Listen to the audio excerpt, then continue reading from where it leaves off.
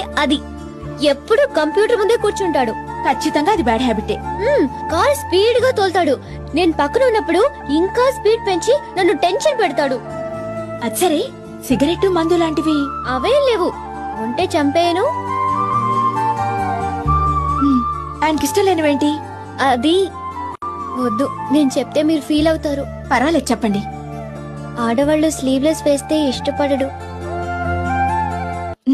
గోళ్లు పెంచుకుంటే అస్సలు ఇష్టపడడు.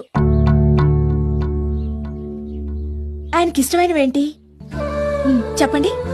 క్రీమ్ కలర్ డ్రెస్ అంటే చాలా ఇష్టం. అందరితో కలిసి ఉండడం అంటే రాధకి చాలా ఇష్టం. ఈ వయసులో కూడా వాళ్ళ అమ్మ ఒడిలో పడుకోవడం అంటే మరింత ఇష్టం.